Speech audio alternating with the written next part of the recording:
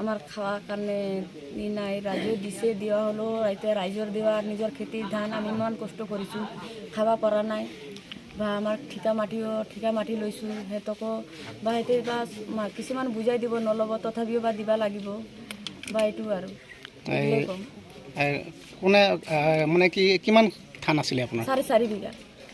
4.5 বিঘা মাটিত ধান। এই কোনে জ্বলাই দিয়া সন্দেহ আপোনাৰ? এনেকৈ জ্বলাই দিছে কোনে বা এইটো চাৱা নাই কাক। তাৰপিছত আপোনালোকে পুলিচৰ সহায় লৈছিলে নেকি? পইচা নহয়, পুলিচ আহিছিল সেইদিনা ৰাতি।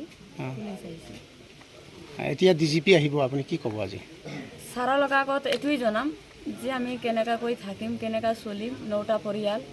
আমাৰতো ধান চান নাই, যেনেকৈ আমাৰ মানুহে সমাজৰ মানুহে বা মিয়া মানুহে ধানটো উঠাই দিছে বা 40 মন দি গৈছে, 50 মনৰ কথা, 10 মনটো কেতিয়া দিব আৰু এইটোৱে ক'ম আৰু আমি সেইটো ধান দি ইমান 9টা পৰিয়াল কেনেকৈ চলিম, নিজৰ নাই অলপো মাটি কি কৰি চলিম। ল'ৰা ছোৱালী কিমান আপোনাৰ পৰিয়াল আমি চব মিলাই 9 জন।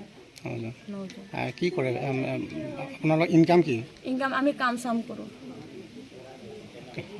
22 তাৰিখে নিশা এটা অঘটন পশ্চিম ফটোঘাট গাঁৱত ঘটিছিলে, ধুলা থানাৰ অন্তৰ্গত, য'ত এটা ধৰ্মীয় সংখ্যালঘু হিচাপে এটা পৰিয়াল ইয়াত আছে।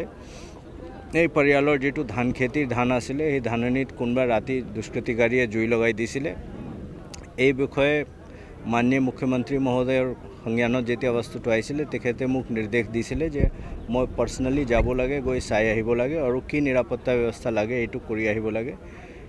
সেই মৰ্মে মই আজি আহিছোঁ। যোৱাকালি মাননীয় মুখ্যমন্ত্ৰী মহোদয়ে মোক নিৰ্দেশ দিছিলে যে মই ইয়াত আহি গোটেই ঘটনাৰ বুজ ল'ব লাগে। ইয়াত এটা পৰিয়াল আছে আৰু তেওঁলোকৰ ধৰ্মীয় সংখ্যালঘু হিচাপে ইয়াত আছে।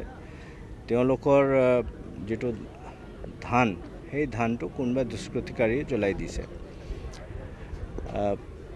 যদি নৰ্মেলভাৱে সেইটো ক্ৰাইম ঘটাহেঁতেন তেতিয়া আমাৰ বিশেষ ক'ব লগা নাছিলে, কিন্তু যিটোকে আমাৰ স্থানীয় আৰক্ষী আৰু স্থানীয় জিলা প্ৰশাসনৰ এইটো মন্তব্য হৈছে যে কোনোবা তেওঁলোকক ইয়াৰ পৰা খেদিবলৈ সেইটো কৰিছে। সেইকাৰণে মই নিজে আহিছোঁ আৰু গাঁৱৰ মানুহৰ লগতো কথা পাতিছোঁ।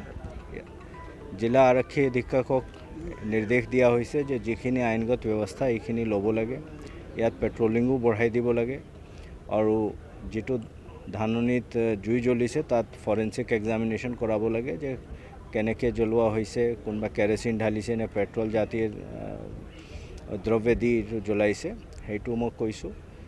আৰু যিখিনি মানুহৰ ধাননি আছিলে তেওঁলোককো আমি নিৰাপত্তাৰ আশ্বাস দিছোঁ।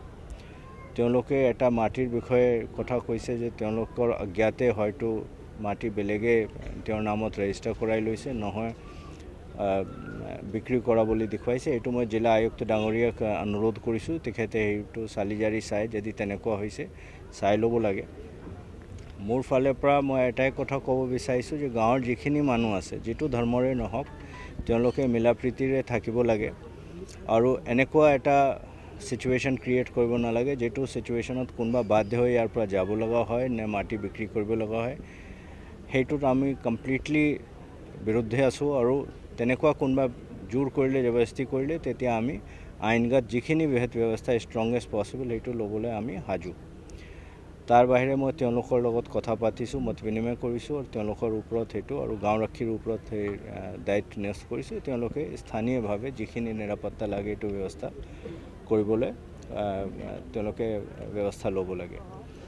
তেনেকুৱা যদি আৰু ক'ৰবাত মাটি জোৰ জবৰদস্তি বিক্ৰী হৈছে নে বিক্ৰী কৰিবলৈ চেষ্টা কৰা হৈছে নে নামজাৰি কৰিবলৈ চেষ্টা কৰা হৈছে, এইটো মই জিলা আয়ুক্ত ডাঙৰীয়াকো অনুৰোধ জনাইছোঁ যে অকল সেইটো নহয়, বাকী জেগাতো তেনেকুৱা চাব লাগে যিটোকে ক'তো জোৰ জবৰদস্তি নে খেদাখেদি কৰি কোনোবা এটা বিশেষ ধৰ্মৰ মানুহ মাটিটো বেলেগ ধৰ্মৰ মানুহটো কিনিব নোৱাৰে, নামজাৰি কৰিব নোৱাৰে।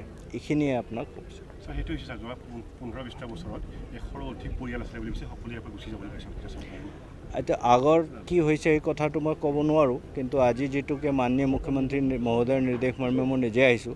এতিয়া আমি সেইটো অকল ইয়াতে নহয়, বেলেগতো যদি তেনেকুৱা কিবা আছে আমি আৰক্ষী অধীক্ষকক নিৰ্দেশ দিছোঁ যে এইটো চোৱা চিতা কৰিব লাগে আৰু তেওঁলোকক নিৰাপত্তাৰ যিখিনি ব্যৱস্থা কৰিব লাগে সেইটো আমি কৰিম